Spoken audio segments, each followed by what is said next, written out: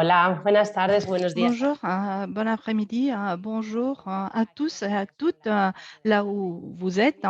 Ici en Espagne, il est 4 heures de l'après-midi. Je vous souhaite la bienvenue à ce webinaire qui est organisé par Agrovin, qui fournit des services et des produits pour les secteurs de l'énergie. Je m'appelle Alicia Pérez, je suis responsable de la communication du groupe Agrovin et à mon nom personnel et au nom de la société, je vous souhaite la bienvenue. Je sais bien que c'est la période de vacances, qu'on s'approche un peu de la vendange et que c'est un peu difficile de consacrer son attention en webinaire. Donc, avant tout, avant de commencer, je vais vous donner quelques consignes sur le fonctionnement de ces webinaires. Ce sera 1 heure environ de présentation, après quoi il y aura des questions et réponses. Alors, n'hésitez pas à marquer vos questions éventuelles dans les chats, à utiliser la fonction chat. Donc, on va apporter des réponses. On va essayer de répondre à la plupart de questions qui seront posées. Si votre question n'a pas de réponse, ne vous inquiétez pas parce que vous aurez une réponse par la suite. Donc, il y aura un enregistrement. Ce webinaire sera également disponible dans notre blog. Il sera accessible pendant un certain temps et la présentation sera faite en espagnol. La présentation sera faite en espagnol avec une traduction simultanée en anglais, en italien et aussi en français. Bon, je ne vais pas tarder davantage. Je voudrais vous présenter Luis Cotanda, qui est le conférencier qui va justement nous tenir cette présentation sur les applications du chitosan pendant la vendange. C'est le directeur de marketing de notre société avec une expérience de 15 ans. Luis Cotanda, vous la parole. Merci quand tu veux. Merci Alicia, bonjour ou bon après-midi en fonction de votre position dans la planète. Bienvenue à ces séminaires. Nous allons parler de présence de micro-organismes dans les raisins et comment ces micro-organismes peuvent se développer dans les premières étapes de la fermentation. Par la suite, nous allons voir quel type de problèmes peuvent surgir à la suite de la présence de ces micro-organismes. Nous allons voir en quoi consiste l'équitosan, quelle est sa structure et pourquoi il a cet effet antimicrobien qu'on connaît bien. Ensuite, nous allons parler des implications de l'utilisation des chitosan qu'il est intéressant de connaître. Et ensuite, nous allons voir des applications du chitosan dans les étapes préalables à la vinification. Et ensuite, nous allons voir également l'utilisation du chitosan dans la multiplication de levures. Et également, nous allons voir la proposition d'un produit pour remplacer de manière complète les sulfites. Donc, premièrement, je voudrais commenter sur l'importance de connaître l'état sanitaire de la vendange. Dans des années comme la précédente, avec des précipitations abondantes un peu partout en Europe, il y a eu des attaques fongiques. Ces attaques fongiques provoquent la rupture des baies et nous savons que ces milieux sont favorables au développement d'un grand nombre de micro-organismes.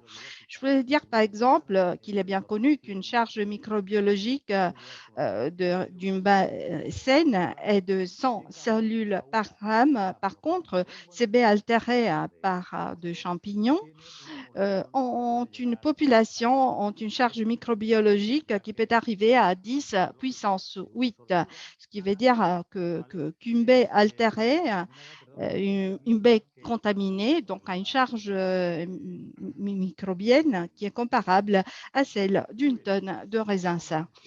Voilà. Ces micro-organismes qui sont présents naturellement dans les raisins se développent pendant la fermentation à une vitesse variable en fonction des conditions du mou, en fonction de la température, du pH, de la teneur en sulfite et bien sûr en fonction de la population initiale. Donc, de manière proportionnelle, bien sûr, dans ces cas, nous avons ces levures non Saccharomyces qui sont les micro-organismes qui sont les plus concentrés dans les raisins sains ou altérés. Donc, on a dit qu'on a une population initiale qui commence à se développer, mais dès que le levure Saccharomyces commence à se développer, la population de levure non Saccharomyces est assez réduite. En même temps, nous avons les bactéries, dans ces cas, les bactéries lactiques qui sont également présentes dans les raisins. Et tout comme le non-Saccharomyces, elles peuvent se développer au départ de la fermentation lorsque Saccharomyces ne s'est pas encore implanté, mais leur développement s'arrête pendant la fermentation. Ensuite, on a les bactéries acétiques qui sont moins nombreuses que les bactéries lactiques, mais qui sont également présentes dans les baies des raisins. Et dans ces cas, leur développement est un peu plus compliqué. Vous savez que les bactéries acétiques ont besoin d'oxygène ou d'un potentiel redox élevé pour pouvoir se développer. Et dans les cas de la fermentation, l'oxygène est consommé presque entièrement et les potentiels redox est très faible. Mais que se passe-t-il? À la fin de la fermentation, ces organismes qui ont pu se développer un peu avant la fermentation, une fois qu'ils ont résisté à l'alcool, ils continuent à se développer dans le vin. Donc, c'est notamment les cas de bactéries lactiques qui donnent lieu par la suite à la malolactique, certaines bactéries acétiques et certains micro-organismes non Saccharomyces, comme ça peut être Brettanomyces. Quels sont les problèmes qui sont provoqués par ce type de micro-organismes? Donc, ces levures non Saccharomyces, je vous l'ai dit, elles sont très concentrées dans les raisins altérés et dans les raisins sains. Donc ils ont ces micro-organismes ont un métabolisme. Donc, il est important de tenir compte de la consommation de certains nutriments. Donc, les sucres, bien sûr, pour leur alimentation, mais également, elles peuvent consommer de l'azote, elles peuvent consommer également des acides aminés assimilables et certaines vitamines comme la thiamine que nous allons évoquer par la suite. Les bactéries lactiques, elles consomment du sucre, elles peuvent produire de l'acide acétique, de l'acétaldéhyde, elles peuvent introduire également du diacétyl avec ces arômes butyriques qui ne sont pas souhaités par les consommateurs, donc ces arômes de beurre, et également les amines biogènes. Donc, dès que l'on parle d'amines biogènes, on pense à l'histamine, parce qu'elle provoque des allergies, mais il y a nuisibles à la santé, mais il y en a d'autres également comme la putrescine, la cadavérine, qui auront un impact sur la qualité du produit final. Et nous savons, et bien sûr, les pyruvates. Donc, à part ça, on sait bien qu'il y a beaucoup de composés qui peuvent se combiner avec les sulfites et certains sont produits par des micro-organismes. Alors, nous savons que les raisins attaqués par botrytis ont une présence importante des gluconiques, d'acide gluconique, mais également l'acétaldéhyde et les pyruvates. Ce qui veut dire que si les niveaux de ces composés sont importants, il sera bien difficile d'atteindre, de maintenir des niveaux efficaces des SO2 livres. Donc, ces raisins qui ont été attaqués par les champignons pendant leur vie, on aura encore davantage de difficultés qui sont liées au niveau des SO2. Donc, dans beaucoup de cas, nous savons bien que les niveaux de sulfite doivent dépasser les 150 mg litre. D'autres facteurs qui doivent être pris en compte, donc on parlait tout à l'heure de la consommation de vitamines, on parlait de la thiamine, qui sont nécessaires aux micro-organismes pour la production d'énergie. Donc, cette flore autochtone qui est présente dans les raisins consomme rapidement la thiamine. Donc, cette thiamine qui a été consommée n'est plus disponible pour Saccharomyces cerevisiae. Et par conséquent, il y a une augmentation de ces composés que j'ai évoqués comme les pyruvates ou l'acétaldéhyde, ce qui ce qui complique encore l'utilisation des sulfites et donc et la réduction notamment des doses des sulfites. L'un des micro-organismes qui sont les plus présents dans les raisins sont Brettanomyces. Nous en connaissons l'effet principal, l'effet le plus connu, la production d'éthylphénol, l'acide, les arômes caractéristiques, mais il y a également la production d'autres composés qui vont impacter la qualité du vin, notamment avec le goût de souris et l'arôme de rancio. Mais il y a également un effet qui est moins connu dans Brettanomyces, c'est la production d'estérases. Ce sont des enzymes qui sont capables de dégrader ces esters fermentaires et de produire ces arômes désagréables qui se produisent pendant la fermentation.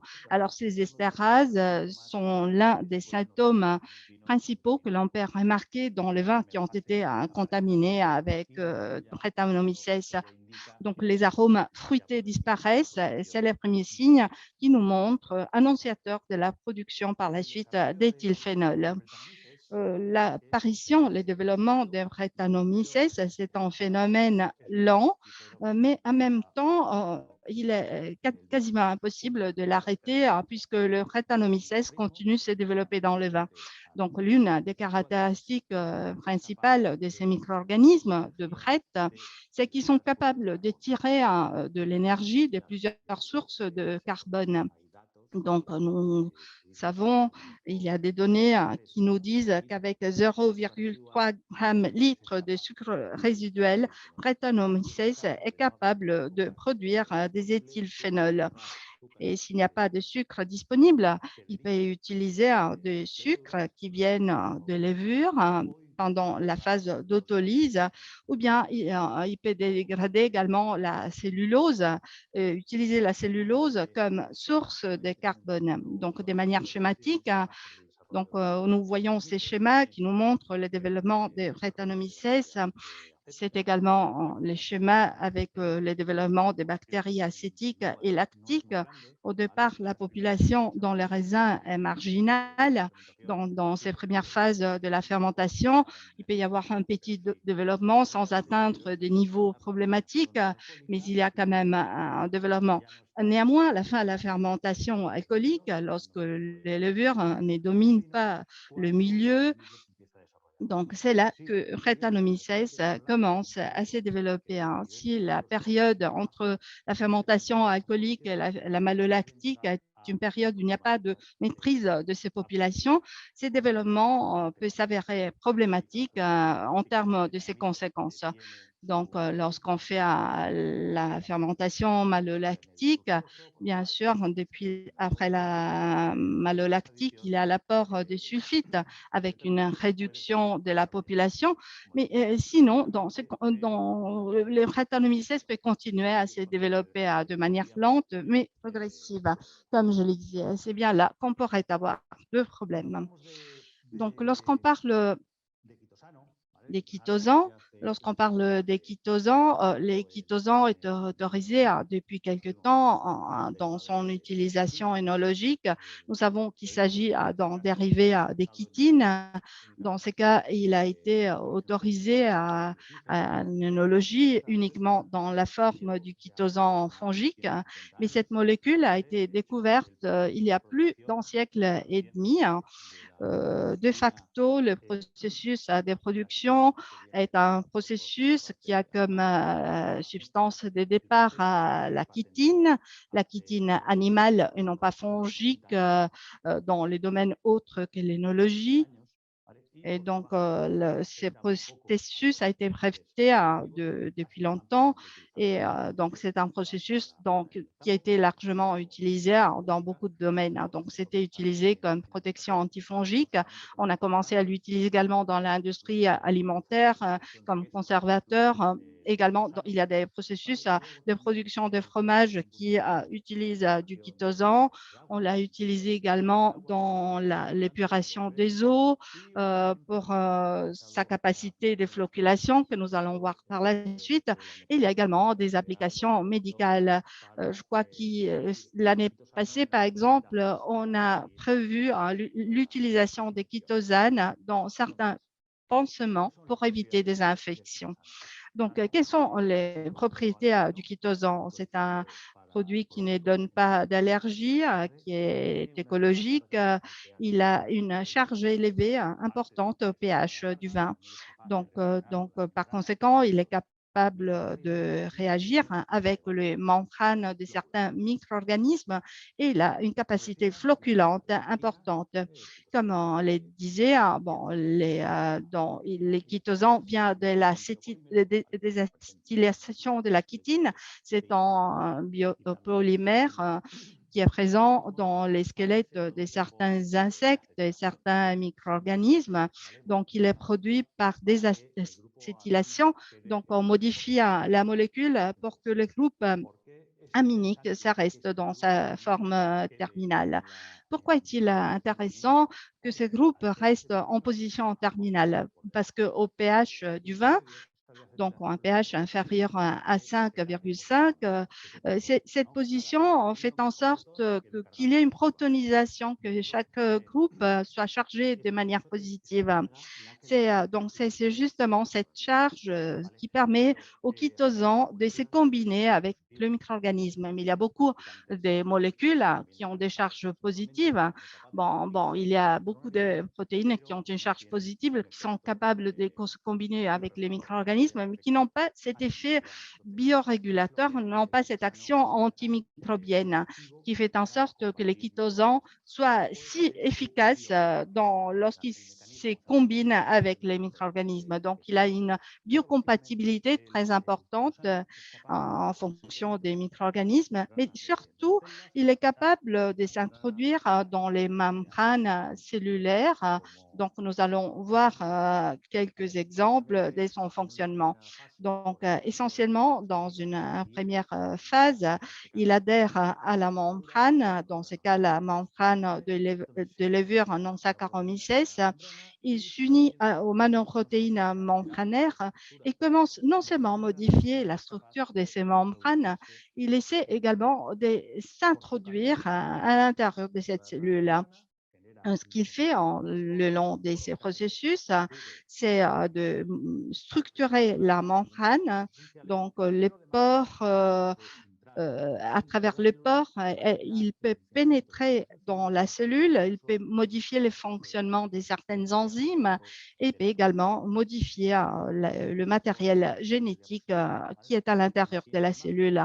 Nous allons le voir de manière beaucoup plus parlante dans cette image, dans ces diapos. Sur la droite, nous voyons une cellule de levure saine, non traitée. Et en bas à droite, nous voyons les chitosans qui s'est collé à l'extérieur de la cellule et qui a provoqué cette perte de matériel cytoplasmique à travers ce pore. Donc, nous le voyons très bien dans la photo de gauche. Donc, nous voyons une cellule donc en champignon. Donc, à la suite de la présence du chitosan, il y a cette restructuration de la membrane qui provoque finalement la mort cellulaire du champignon. Dans le cas des bactéries, c'est un mécanisme qui est tout à fait similaire, semblable.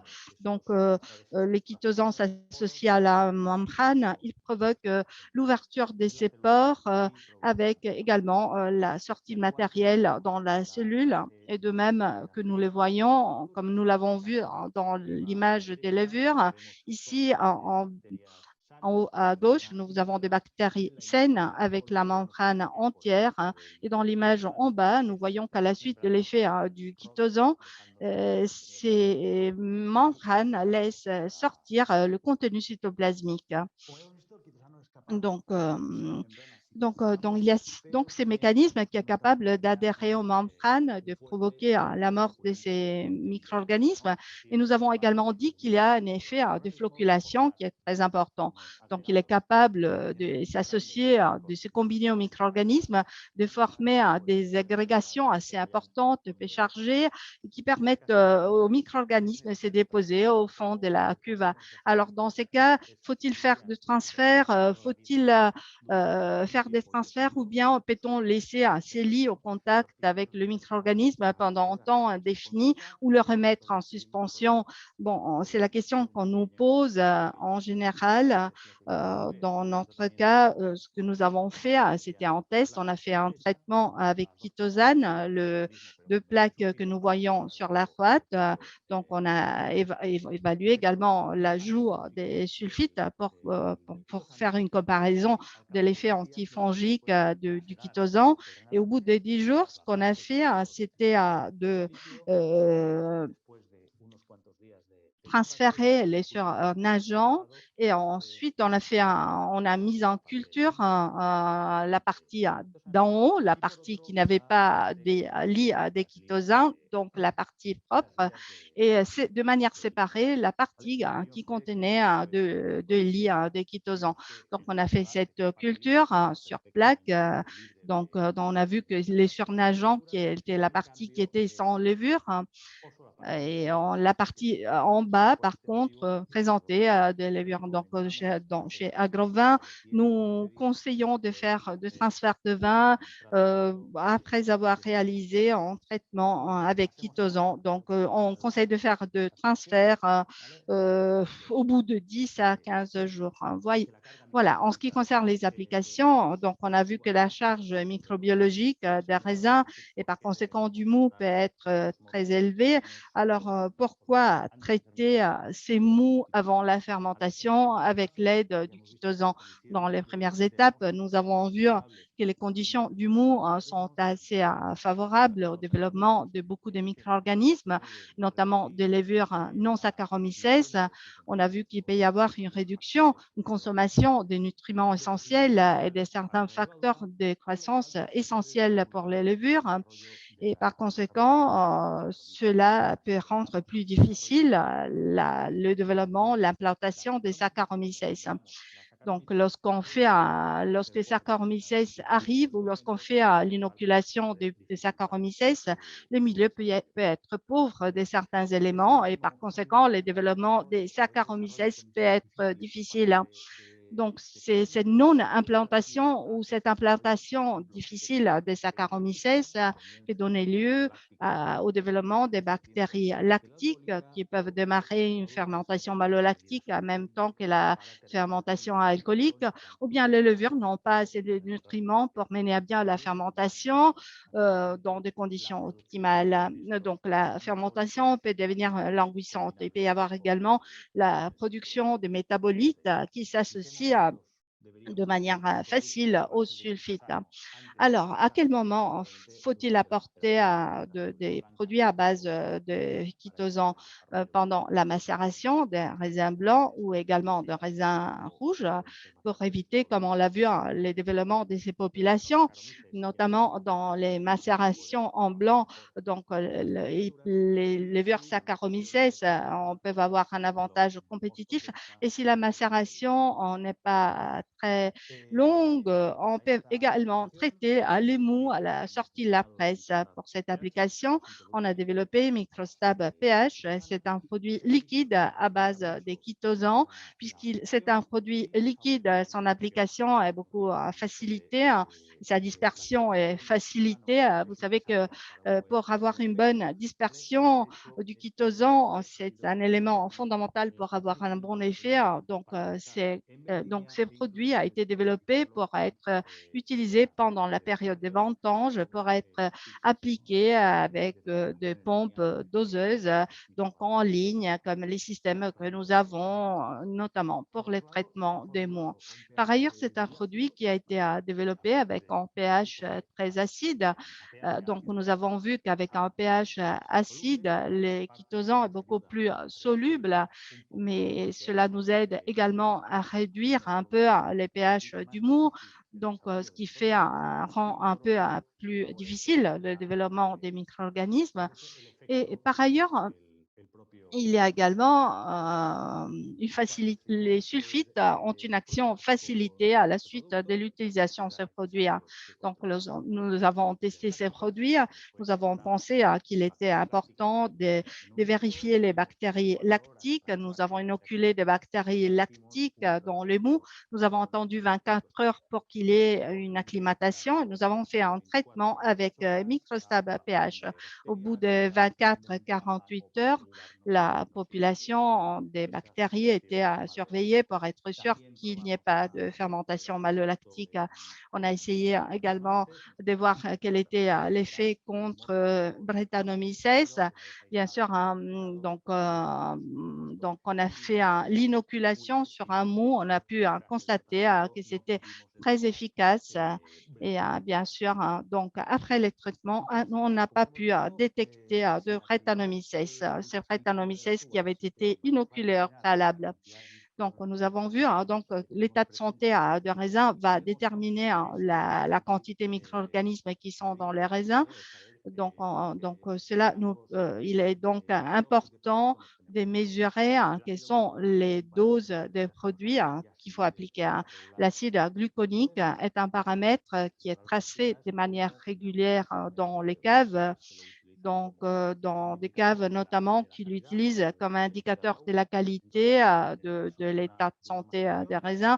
Donc, dans les cas de macération des raisins sains avec un acide gluconique de moins de 0,5 g/litre, une dose de 100 millilitres hecto est suffisante pour maîtriser ces micro-organismes qu'on évoquait. Si par contre, il y a une attaque fongique où il y a des niveaux des gluconiques qui dépassent 0,5. Donc, on considère donc que l'attaque fongique est importante. Dans ces cas, on monte la dose à 150 millilitres hecto. Encore une autre application possible, toujours dans les mous, c'est dans les cas où on ne fait pas de macération en blanc, dans les cas où l'on fait un pressurage direct très rapide.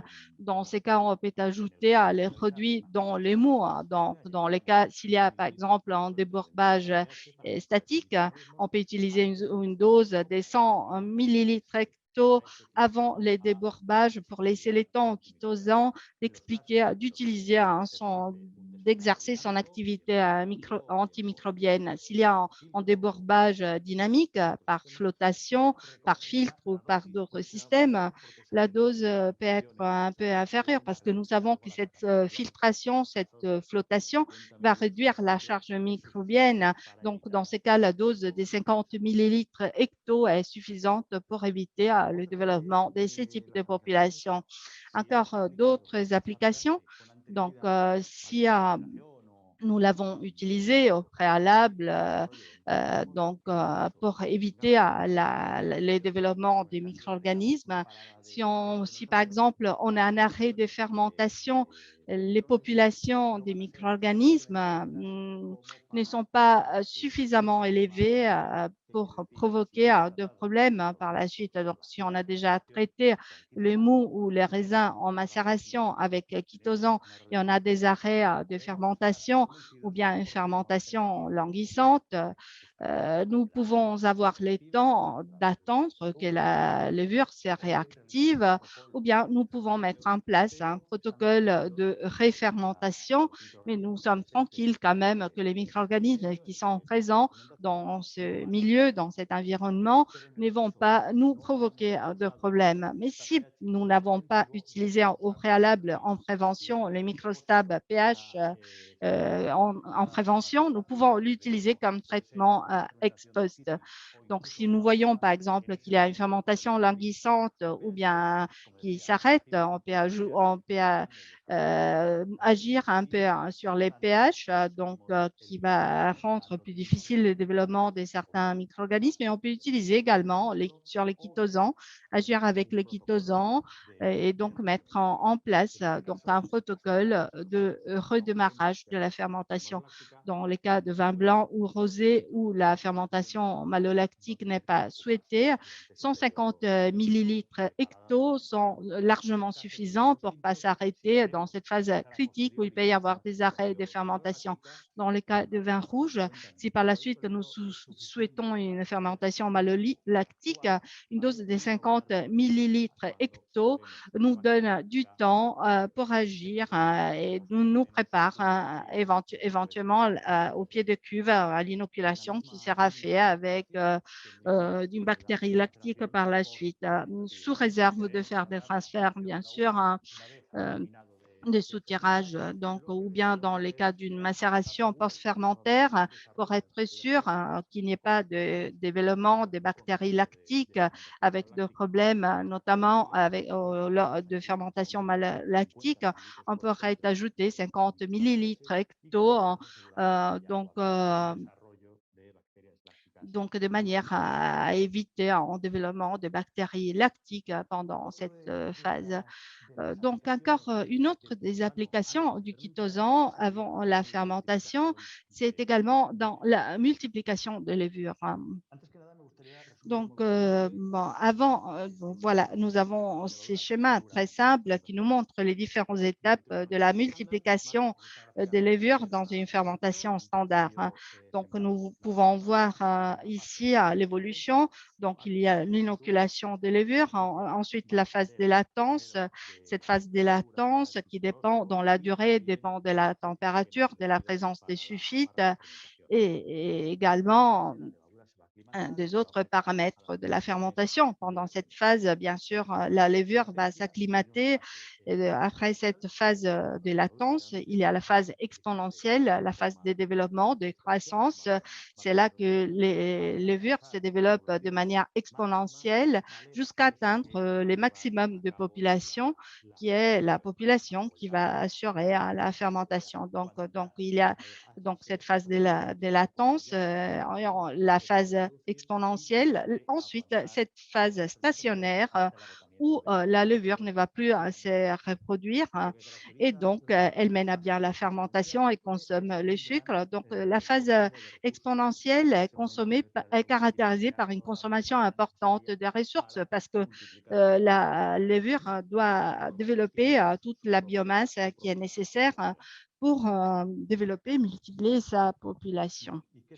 Donc, que se passe-t-il par la suite à l'intérieur d'un multiplicateur lorsque nous utilisons ce type de système pour multiplier les levures dans sa cave?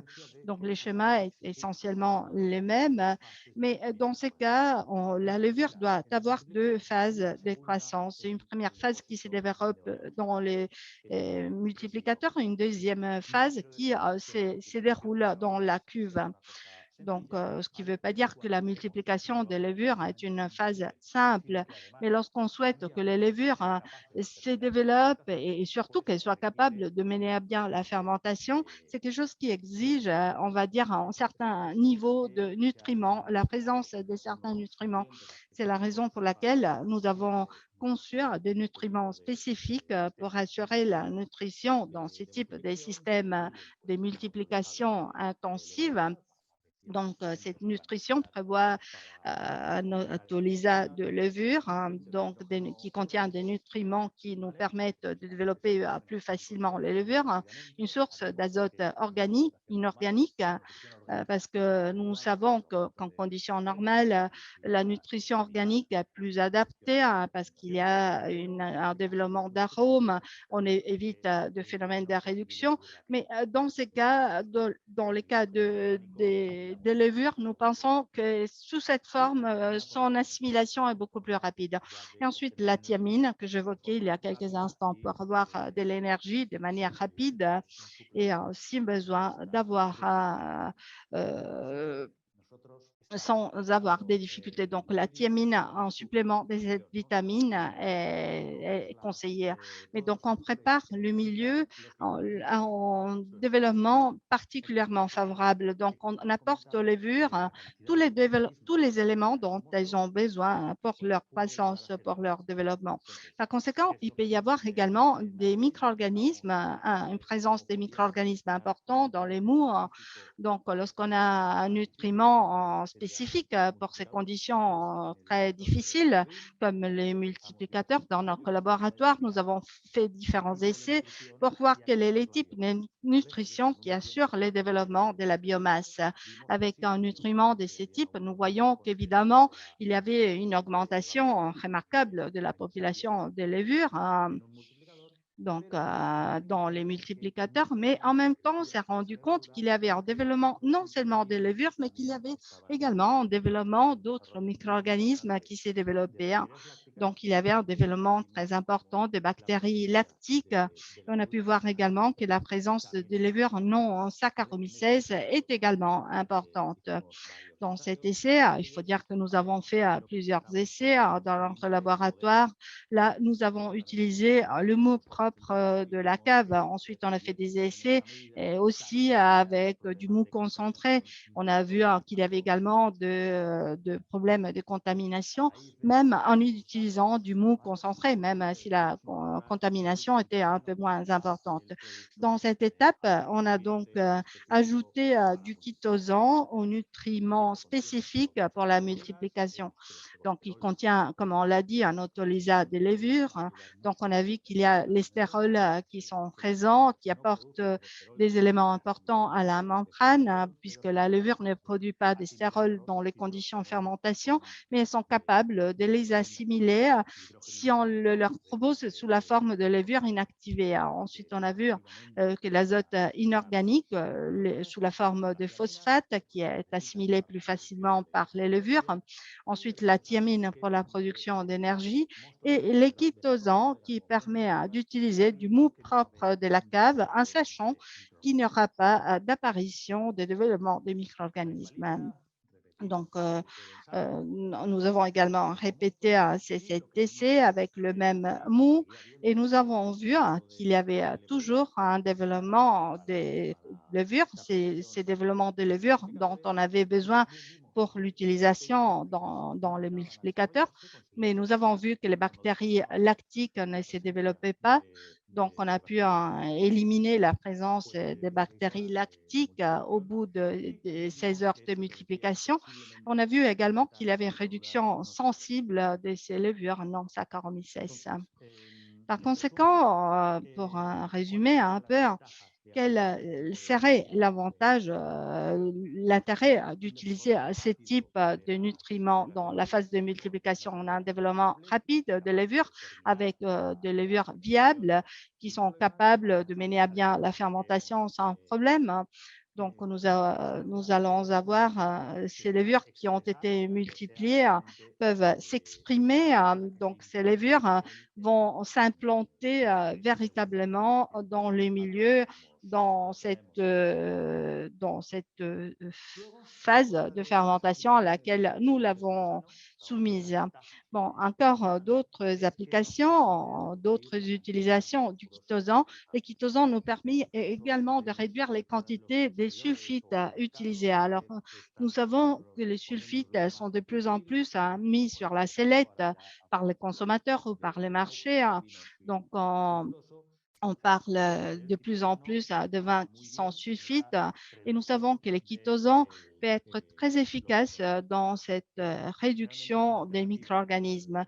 Mais s'agit-il véritablement d'une alternative à l'utilisation de sulfite?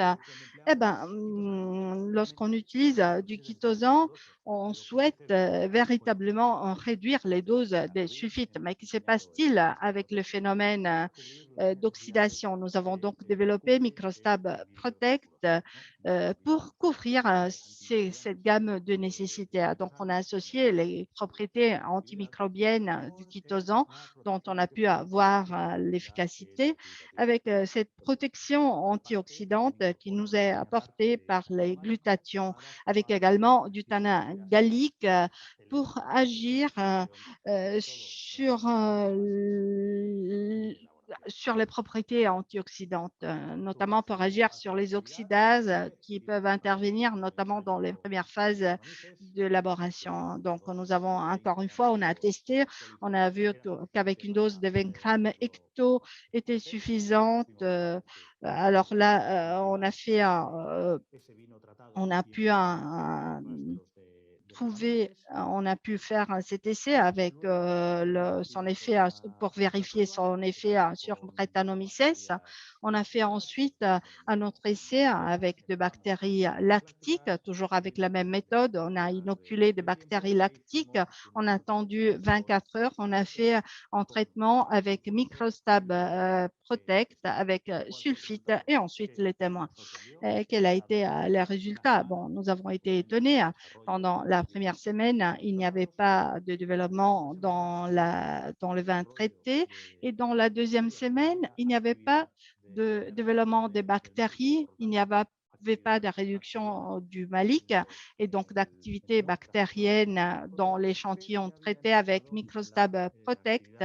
Mais néanmoins, l'activité malolactique avait commencé dans l'échantillon traité avec sulfite.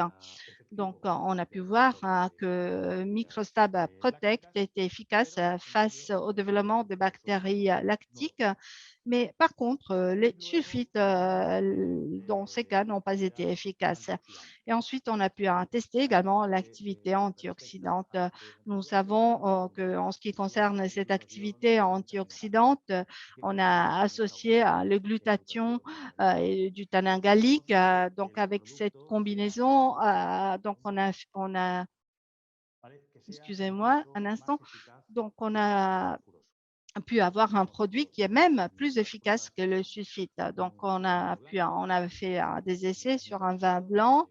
Donc, on a toujours attendu ces 24 heures. Dans ce cas, on a utilisé également une étuve et on a vérifié l'augmentation de la composante jaune, donc le phénomène qui est connu comme brunissement.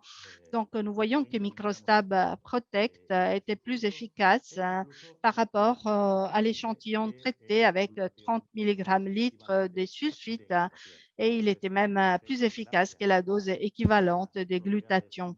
Donc, on a vu que grâce à ces propriétés antioxydantes du glutathion combinées avec les tanins galliques, également avec l'activité chélatrice de métaux du chitosan, on a pu avoir un produit plus efficace que les SO2.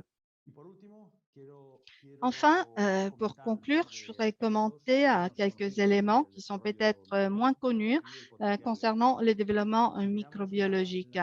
Dans ces cas, dans les graphiques en haut à gauche, on a toujours pensé que le pH est un facteur limitant. Alors, nous savons que les micro-organismes à un certain pH se développent très peu ou même arrêtent de se développer. Donc, on a vu qu'il y a les pH qui influent, mais également les potentiels électrochimiques, les potentiels redox.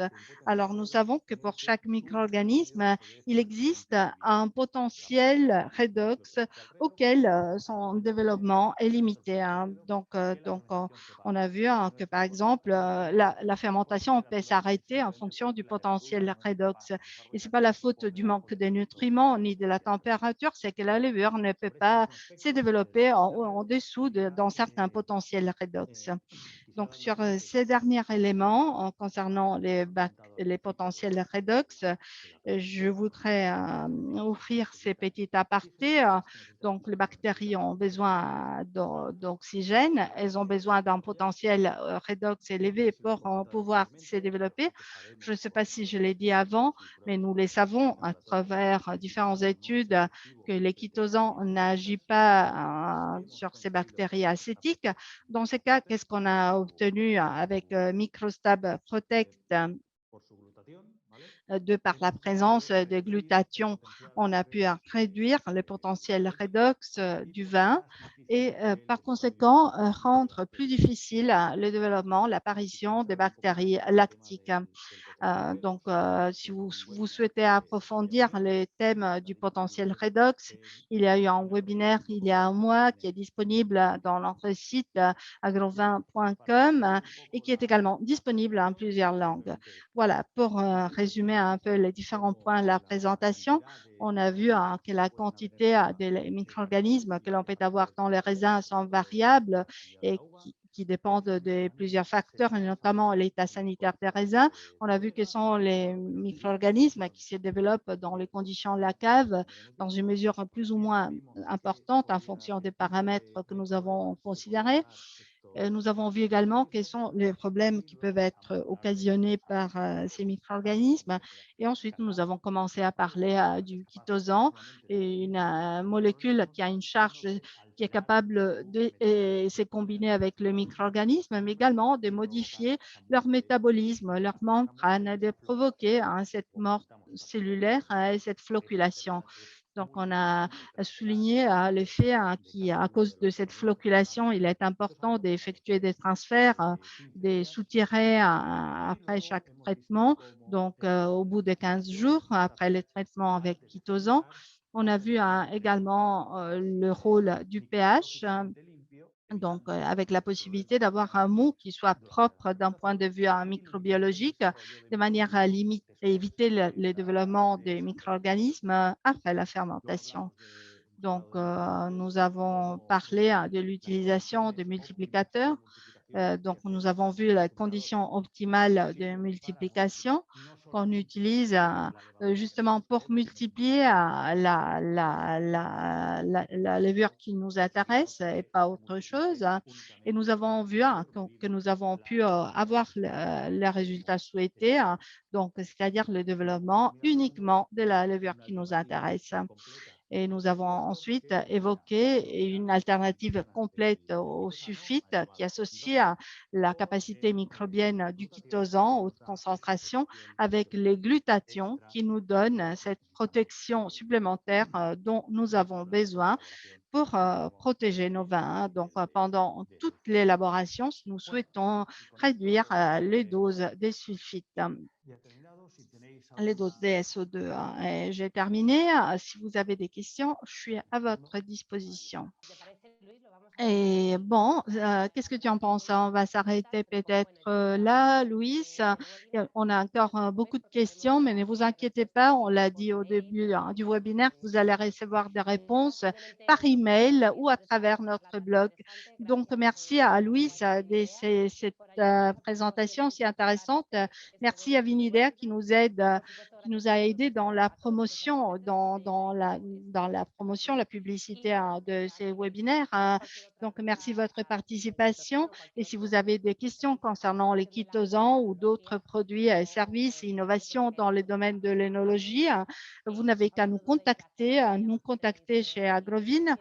Vous avez bien sûr toutes nos coordonnées, notre email, notre téléphone. Nous serons ravis de vous apporter une réponse, à toutes vos questions. Bien sûr, il ne me reste plus qu'à vous souhaiter un bon après-midi, un bon été, de bonnes ventes.